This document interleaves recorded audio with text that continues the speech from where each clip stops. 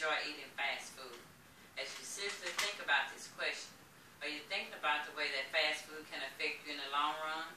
There's an old wives' tale that states everything that looks good and tastes good is not always good for you.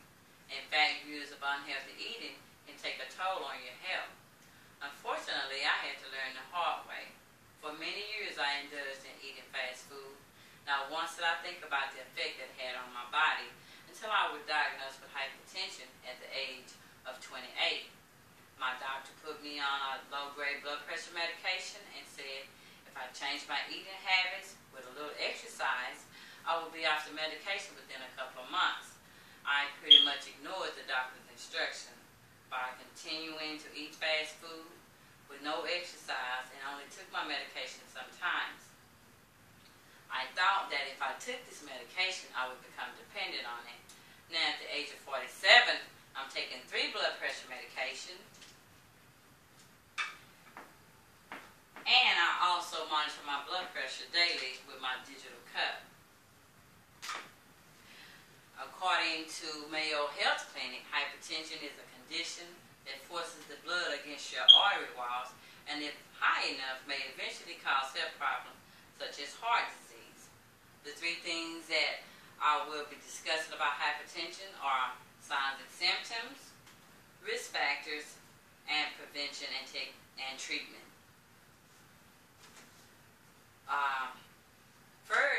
My first point is signs and symptoms of hypertension. According to the Mayo Health Clinic, some people show no signs or symptoms at all, even at dangerously high level. That's why it's also called the silent killer. Although a few people with early stages of hypertension may have dull headaches, dizzy spells, or nosebleed, these signs and symptoms usually don't occur until hypertension is at a life-threatening stage. Other more serious complications of untreated hypertension are heart attacks, where the heart has to work too hard to pump blood through the constricted arteries, strokes where the blood flows to the brain stops, kidney damage, which weakens the narrow blood vessels in the kidneys, so you don't want to let it get to that point. My second point is the risk factors. According to WebMD, factors that places you at risk of developing hypertension are poor dieting, especially one that includes too much salt. A diet that's high in calories, fat, sugar, and low in essential nutrition contributes directly to poor health. To care for our bodies, we all need good nutrition from a variety of food sources. Lack of physical activity. An active lifestyle increases the chances of hypertension, heart disease, and stroke. You want to give yourself the gift of improved health and lower your blood pressure with regular to moderate to vigorous activities. It's good for the heart.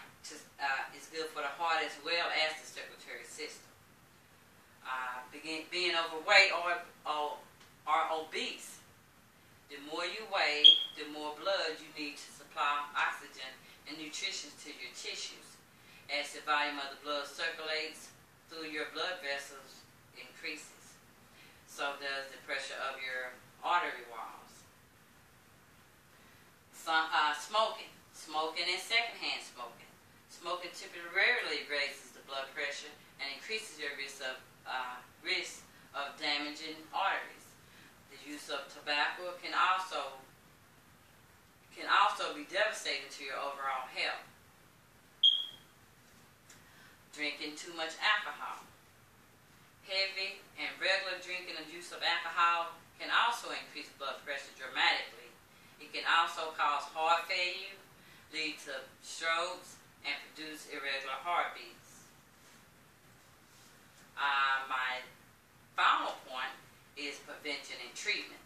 According to American Heart Association, the prevention and treatment of hypertension are eating a better diet, which may include reducing salt, enjoying regular physical activities, maintaining a healthy weight, not smoking and avoid tobacco smoke, and if you drink, limit your alcohol. complying with your medication prescription. You definitely want to take your medication if you're prescribed medicine. In conclusion, although you may enjoy eating fast food, remember the seriousness of your health being in jeopardy. Also, that everything that looks and tastes good is not always